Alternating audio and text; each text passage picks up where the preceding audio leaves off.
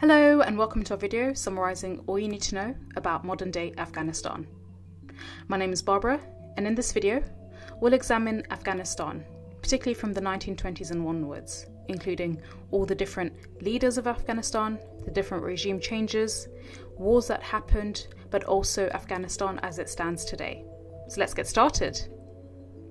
So now, Afghanistan has a very long history, and a lot of this history has been dominated by foreign conquerors and strife among internally warring factions. This has shaped Afghanistan as we know it today.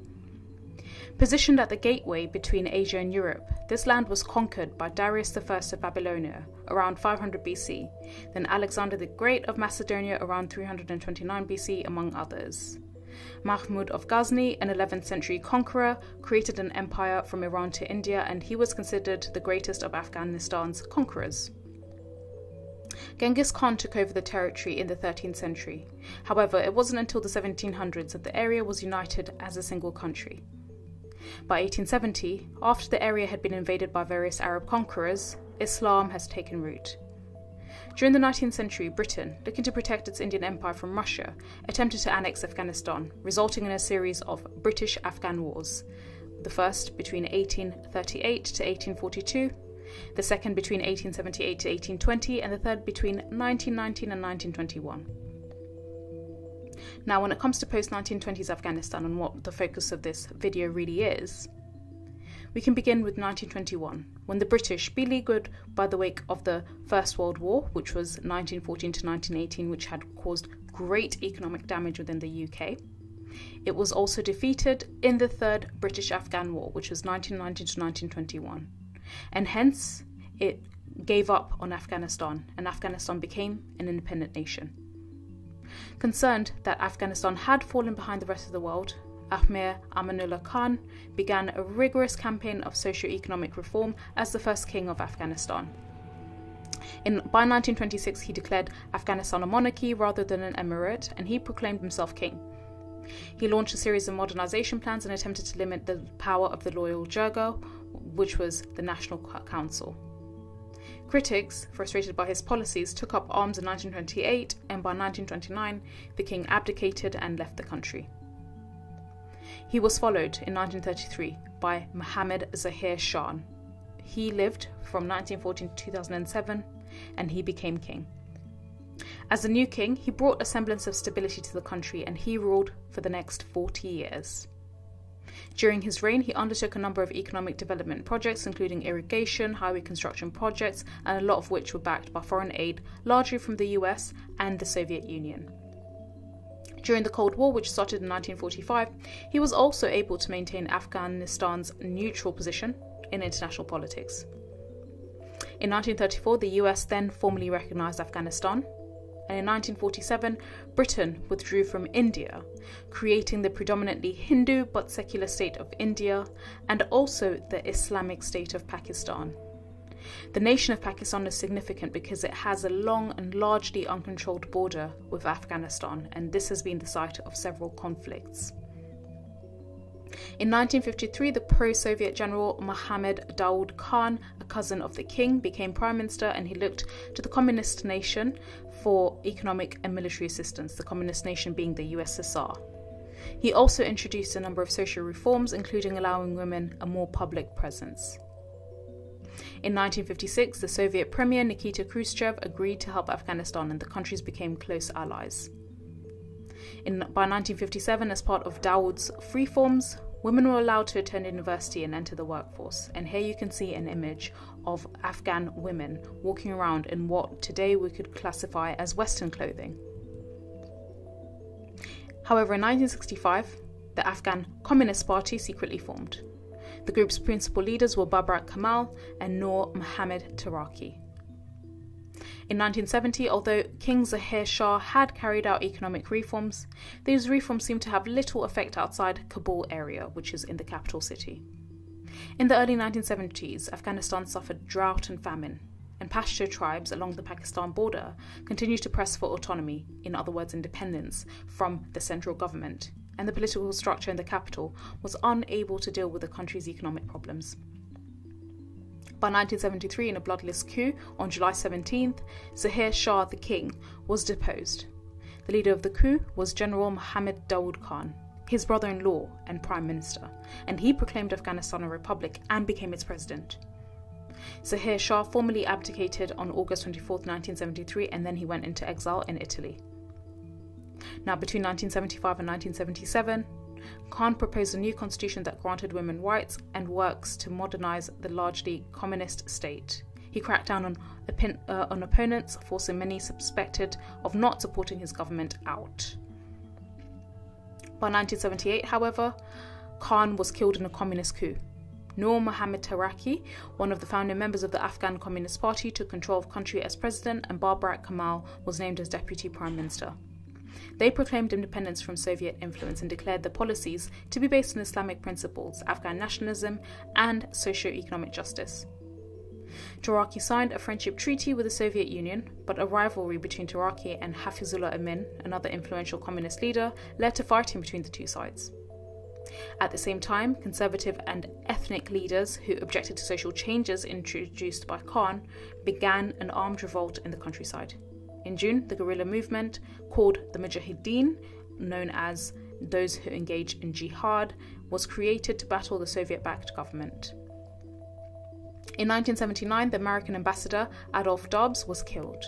The US cut off assistance to Afghanistan. A power struggle then erupted between Taraki and Deputy Prime Minister Hafizullah Amin. Taraki was then killed on September the 14th in a confrontation with Amin's supporters. The USSR then decided to invade Afghanistan on December the 24th to bolster its faltering communist regime. On December 27th, Amin and many of his followers were executed, and Deputy Prime Minister Babrak Kemal became Prime Minister. This essentially led to what were the Afghan-Soviet War years. And do make sure you check out our other video, which goes into detail on all the specific information you need to know about the Afghan and USSR war from its inception all the way to its ending. However, here we will gloss over some of these details.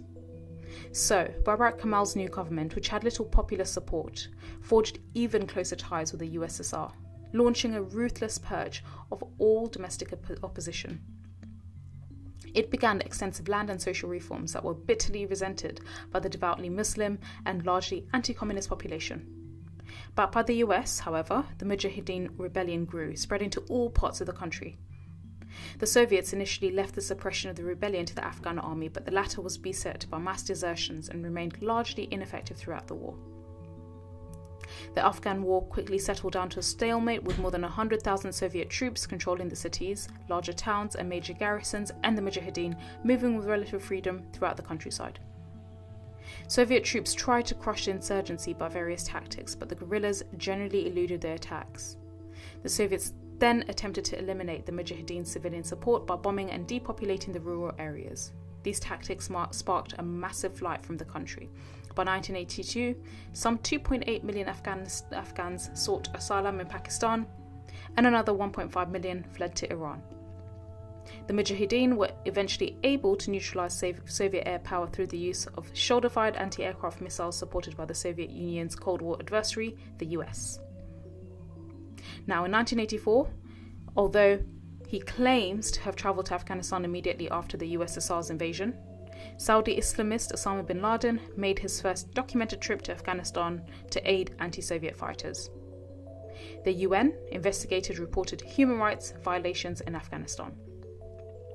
By 1988, Osama bin Laden and 15 other Islamists formed the group Al-Qaeda, translated into the base, to continue what they saw as the holy war against the Soviets and others who they said opposed the goal of a pure nation governed by Islam. With the belief that the Soviets' faltering war in Afghanistan was directly attributable to their fighting, they claimed victory in the first battle, but also they started to shift the focus to America, saying it was the main obstacle to the establishment of a state based on Islam. In 1989, the US, Pakistan, Afghanistan and USSR signed peace accords in Geneva, guaranteeing Afghan independence and withdrawing 100,000 Soviet troops, essentially drawing down the war with the USSR.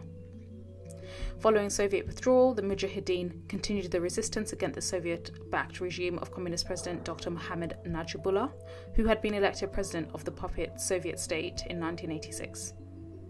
Afghan guerrillas named Shabatullah Mujahidi as head of the exiled government. In 1992, the Mujahideen and other rebel groups, with the aid of turncoat government troops, stormed Kabul and ousted Najibullah from power. Ahmed Shah Massoud, a guerrilla leader, led the troops into the capital. The UN then offered protection to Najibullah, and the Mujahideen, the group beginning to fracture as warlords fought over the future of Afghanistan, formed essentially a largely Islamic state with Professor Rabbani as president. By 1995, there was a newly formed Islamic militia called the Taliban, and they rose to power with promises of peace. Most Afghans, exhausted by years of drought, famine, and civil war, approved of the Taliban for upholding traditional Islamic values. The Taliban then outlawed cultivation of poppies for the opium trade, cracked down on crime, and curtailing the education and employment of women. Women were then required to essentially be fully veiled and weren't allowed outside the house alone. Islamic law was enforced via public execution and amputation, and the US refused to recognize the authority of the Taliban. In 1996, the Taliban seized Kabul and instituted a severe interpretation of Islamic law that, for instance, forbade, as mentioned, female education, prescribed severing of hands, and even execution as punishment for petty crimes. The same year, Osama bin Laden essentially was welcomed to Afghanistan, having been expelled from Sudan, and he established Al-Qaeda's headquarters there. In 1997, the Taliban then publicly executed former leader Najibullah, and ethnic groups in the north, under Massoud's Northern Alliance, in the south, aided in part by Hamid Karzai, continued to battle the Taliban for control of the country. In 1998, following Al-Qaeda bombings of 2 American embassies in Africa, notably one of them being Kenya, as shown in this image, President Clinton ordered cruise missile attacks against bin Laden's training camps in Afghanistan. The attacks missed the Saudi and other leaders of the terrorist group. By 2000, Osama bin Laden was considered an international terrorist, and he was widely believed to be hiding in Afghanistan, where he was cultivating thousands of followers in terrorist training camps. The US demanded that he be extradited to stand for trial for the US embassy bombings in Africa.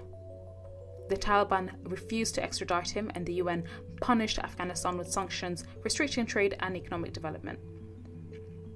By March 2001, ignoring international protests, the Taliban carried out the threat to destroy Buddhist statues in Bamiyan, Afghanistan, saying they are an affront to Islam, and this was seen as a huge tragedy, particularly from an anthropological perspective. On September the 4th, 2001, a month after arresting them, the Taliban put 8 international aid workers to trial for spreading Christianity. Under Taliban rule, proselytizing is punishable by death. The group was held in various Afghan prisons for months and finally released on November the 15th.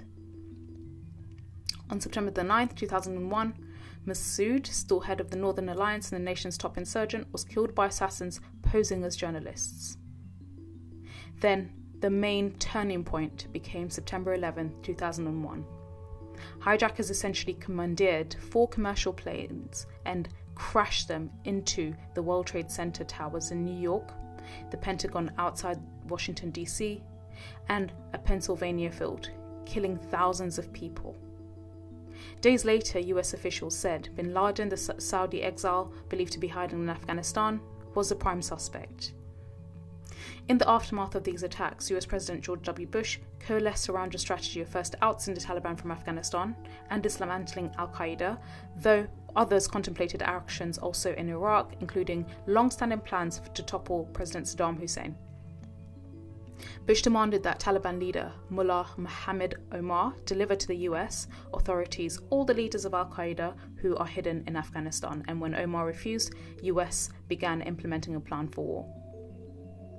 Now, this led to the next major war that Afghanistan faced, especially from an international perspective, and this was between 2001 and 2014.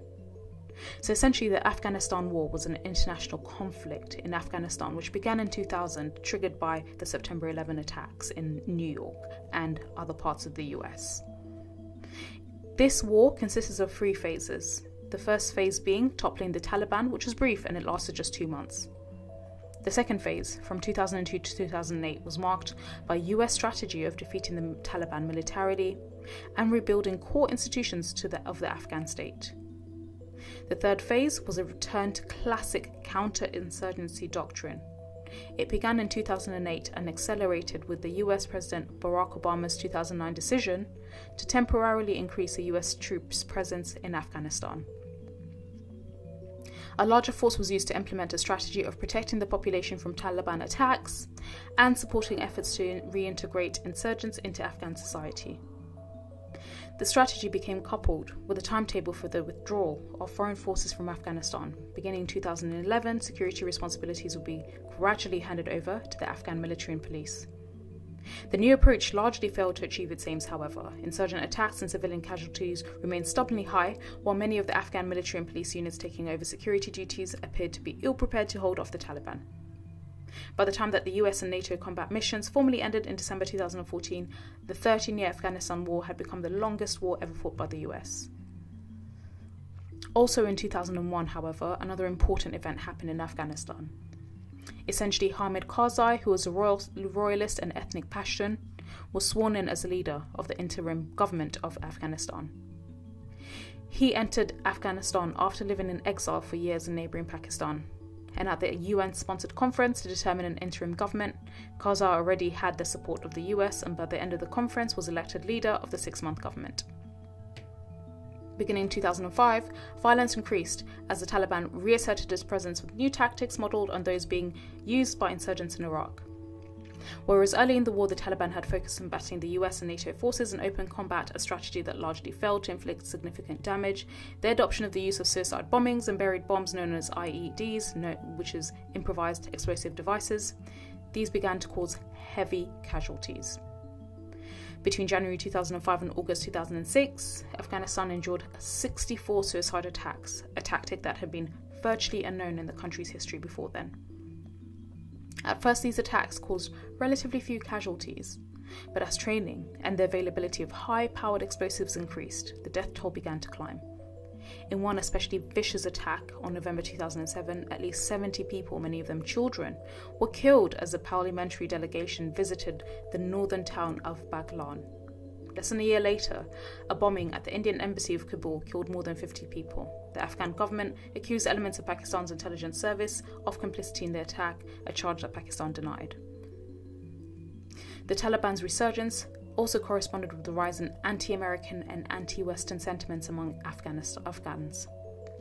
These feelings were nurtured by the sluggish pace of reconstructions, allegations of prisoner abuse at US detention facilities, widespread corruptions in the Afghan government, and civilian casualties caused by the US and NATO bombings. In May 2006, a US military vehicle crashed and killed several Afghans, an event that sparked violent anti-American riots in Kabul, the worst since the war began. Later that year, NATO took command of the war across the country. American officials said that the US would play a lesser role and that the face of the war would become increasingly international. This shift reflected the greater need for US troops and resources in Iraq, where sectarian warfare was reaching alarming levels. By contrast, the war in Afghanistan was still regarded in Washington as a relative success. For commanders on the ground in Afghanistan, however, it was apparent that the Taliban intended to escalate its campaign, launching more frequent attacks and intensifying its fundraising from wealthy individuals and groups in the Persian Gulf. Another source of money was Afghanistan's resurgent opium industry. International pressure had forced the Taliban to curb poppy cultivation during the final year in power. But after the removal in 2001, the opium industry made a comeback, with revenues in some areas of the country benefiting the insurgency. Western-backed campaigns to eliminate poppy cultivation or to encourage farmers to grow other crops had little impact. Afghanistan soon became the supplier of over 90% of the world's opium. The US, meanwhile, had only limited success in killing or capturing Taliban commanders. In early 2007, Mullah Ubaidullah Akhund, the Taliban's number 3 leader, was captured in Pakistan, and months later, Mullah Dadullah, the Taliban's top military commander, was killed in fighting with US forces. However, those were the exceptions. Top insurgent leaders remained at large, many of them in the tribal regions of Pakistan that had joined Afghanistan. This reality prompted US to start targeting insurgent leaders who lived in Pakistan with missiles fired from remotely piloted drones. The CIA program of targeted killings was publicly denied by US officials but was widely acknowledged in private. Pakistani officials in turn denounced the strikes in public, but privately approved of them, as long as civilian casualties were limited. The US repeatedly threatened to expand its drone strikes beyond Pakistan's tribal areas and into regions such as Balochistan if Pakistan didn't demonstrate greater cooperation battling the Taliban, a group it had long fostered. In 2008, the international community pledged more than $15 billion in aid to Afghanistan's donors at a conference in Paris, while Afghan President Hamid Karzai promised to fight corruption in the government. In 2009, President Barack Obama named Richard Halbrook as a special envoy to Afghanistan and Pakistan. President Obama also announced a new strategy for the Afghanistan war that would dispatch more military and civilian trainers to the country, in addition to the 17,000 more combat troops he previously ordered. The strategy also included assistance to Pakistan in its fight against militants. In 2010, President Obama accepted General Stanley McChrystal's resignation as top commander in Afghanistan over critical comments he made in a Rolling Stone article, and he nominated General David Petraeus as head of US Central Command as his replacement. In 2011, the US forced overtake a compound in Abbottabad, Pakistan, and killed Al-Qaeda's leader Osama bin Laden on the 2nd of May in this year. In 2012, President Hamid Karzai called for American forces to leave Afghan villages and pull back the bases after a US soldier killed 16 Afghan civilians inside their homes. In 2013, the Afghan army took over all military and security operations from NATO forces. And in 2014, Ashraf Ghani became the president of Afghanistan in September after 2 rounds of voting, claims of election fraud, and a power-sharing agreement with main rival Abdullah Abdullah.